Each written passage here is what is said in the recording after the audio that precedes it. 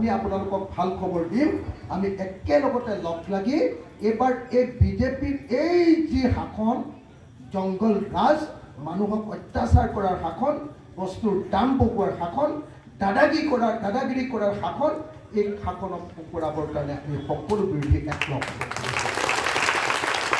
আপোনালোকে আমাক আশীৰ্বাদ কৰিব নে নকৰিব?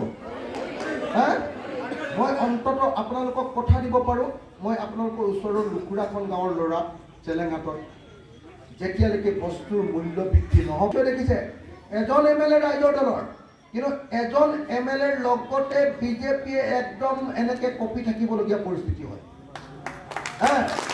যেতিয়া 20জন MLA থাকি যাম নহয়, আমাৰ কথা মতে বিধানসভা চলিব লাগিব আৰু চৰকাৰে কোনো পধ্যে বস্তুৰ দাম বঢ়াব নোৱাৰে।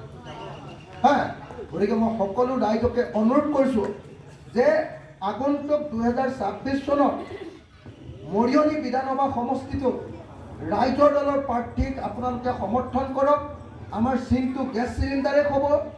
এইবাৰ আমি পঞ্চায়তত সেইকাৰণে গেছ চিলিণ্ডাৰ চিনটো যাতে চবে চিনি পায় আৰু ৰাইজৰ লগত যাতে গেছ চিলিণ্ডাৰ চিনটোক লৈ আমি কথা পাতিব পাৰোঁ, ৰাইজৰ লগত যাতে আমাৰ ৰাইজৰ দলৰ এটা সম্পৰ্ক আৰম্ভ হৈ যায় পঞ্চায়ত ইলেকশ্যনৰ সময়তে, সেইকাৰণে আমি ৰাইজৰ দলৰ তৰফৰ পৰা 62 নং মূলাকাবৰু আঞ্চলিক পঞ্চায়তত ৰাইজৰ দলৰ প্ৰাৰ্থী হিচাপে দীনেশ শইকীয়া ডাঙৰীয়াক এইবাৰ আমি মনোনীত কৰিছোঁ।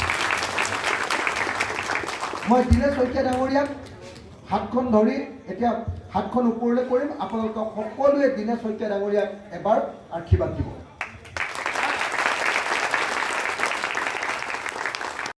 সকলোৱে লগ লাগি এইবাৰ আমি বিজেপিক বিলাই দিব খুজিছোঁ।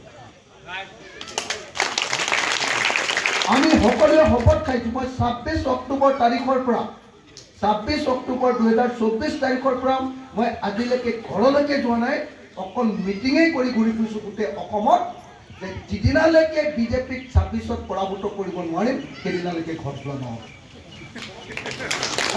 লাগে এতিয়া আমি আটাইবিলাক দলৰ মানুহে ঐক্যবদ্ধ হ'ব খুজিছোঁ।